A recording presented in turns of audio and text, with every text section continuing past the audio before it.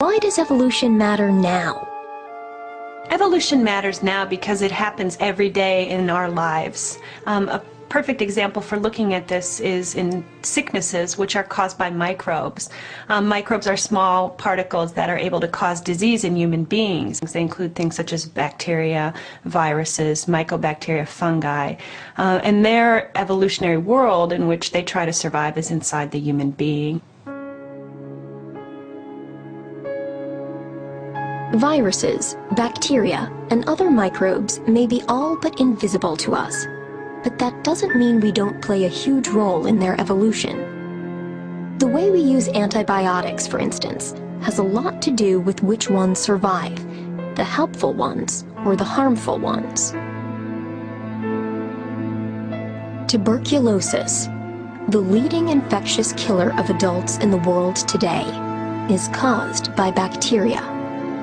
And it has become one of the most lethal, especially in Russia, where evolution on a cellular level has resulted in some tuberculosis bacteria that are resistant to drugs, threatening the survival of hundreds of thousands.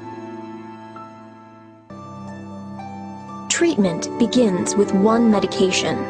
The antibiotic kills many of the bacteria.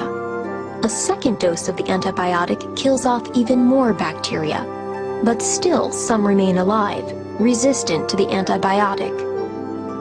If the patient does not take all the prescribed antibiotics, these resistant bacteria multiply and pass their resistance to their descendants, and the patient remains sick. In this way, a strain of bacteria evolves to become fully resistant to an antibiotic. It's a classic example of natural selection. Genetic variation within bacteria strains allows some bacteria to survive even when hit with antibiotics.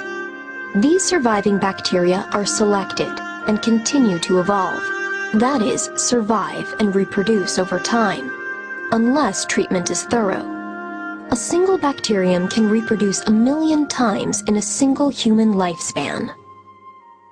It would be impossible for me to do my work with the sufferers of TB without understanding how evolution works, because evolution is key in how we treat and understand the disease. We recently heard about a gentleman in Russia who was very sick with multi-drug resistant tuberculosis, and treatment was not available for him in Russia at the time. He boarded an airplane and flew from Moscow to New York City, went straight to a hospital there to get treatment for his multi-drug resistant tuberculosis, but in the setting of being on the airplane, he had coughed, the air is recirculated, and 34 people were infected with tuberculosis on that one airplane flight.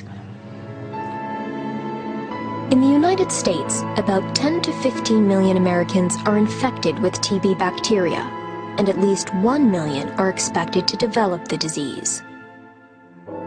Evolution matters now because what happens to bacteria in a Russian prison can happen closer to home, as we use antibiotics in our doctor's offices, clinics, and hospitals. Our very survival depends on our understanding of evolution.